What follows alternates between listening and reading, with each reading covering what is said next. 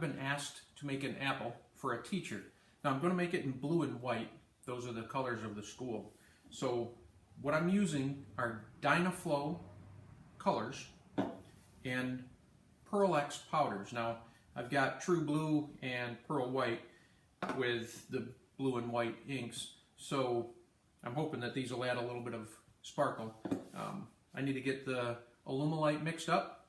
I'll get them colored, and then I'm going to use this 32-ounce cup. I've already made one in this cup, and it comes out real easy without having to use any kind of mold release or anything like that. I have no idea what kind of plastic it is, but I do know that 32 ounces is a little bit too big. This cup is a little too big to use as a mold. I end up turning a lot of it away for an apple, but until I can find a better cup, I'm going to use this one. The apple they want on a base, so I'll turn some sort of a base, for it, and I'm going to turn a stem for it. But I need to go get the alumilite measured up. I'll bring it over here and mix it and get it in the pressure pot. So I have my A and B side for my white and my A and B side for my blue. Now the instructions say to mix A and B and then mix in your colors and your powders.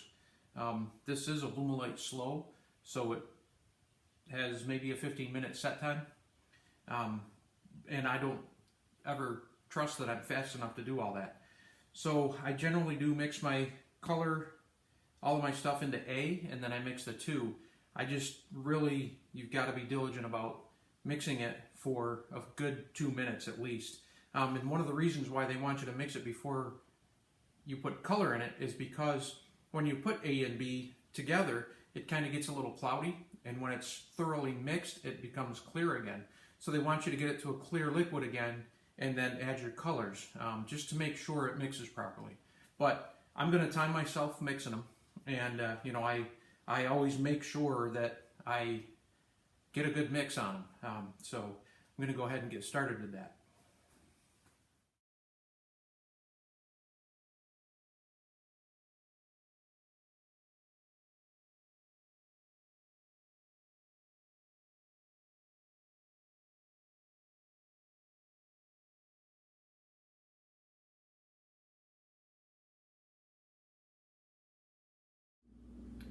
So you can see I got both sides mixed up.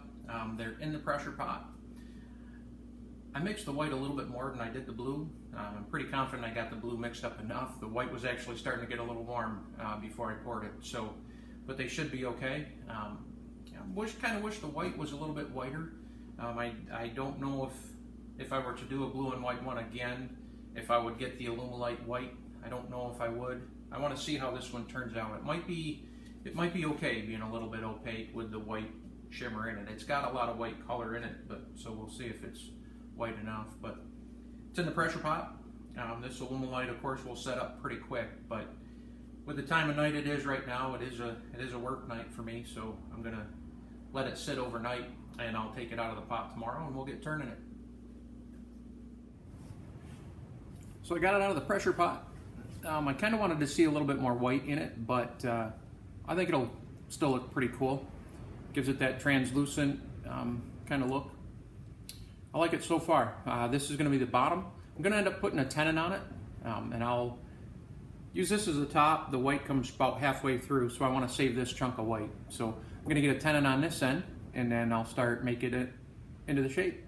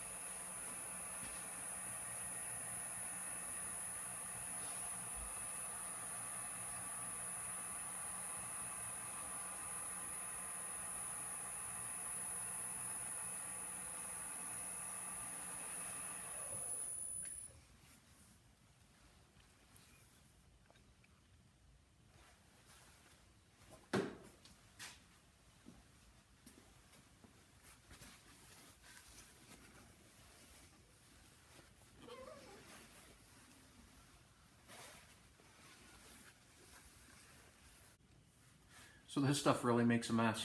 I do like how it came out. I might think about the shape a little bit, but I like how it came out so far. What I've been doing is putting a pin on the bottom of the apple, and when I make the base, I just make a hole to receive the pin, and I do need to make the stem. Again, I was kind of worried about how much white was going to come through, and now I know I've got a lot more white than I do blue, but it's pretty cool. It's pretty good. So I'll think about the shape a little bit, and then we'll make a base and make a stem. I've got a piece of mahogany that I prepared for the base. I've mounted it between centers and got a tenon on the back side of it and got it mounted into the chuck. So now I'll shape it into the shape I want for the base.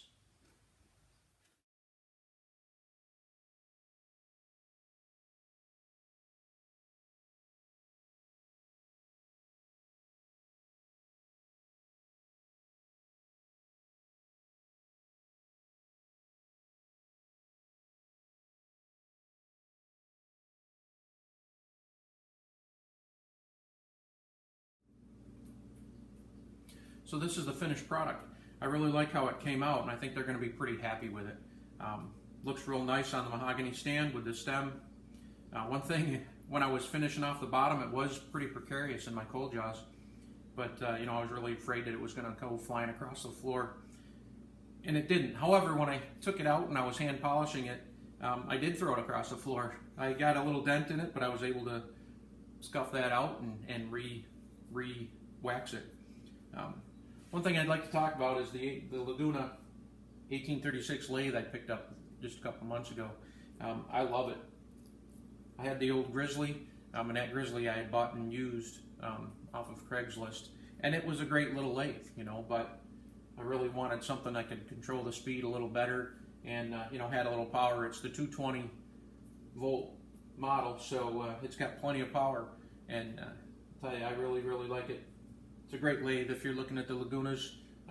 You know, it's a fantastic lathe. I have no complaints at all. So that's it. I'll post a couple pictures of it at the end, and thanks again for watching.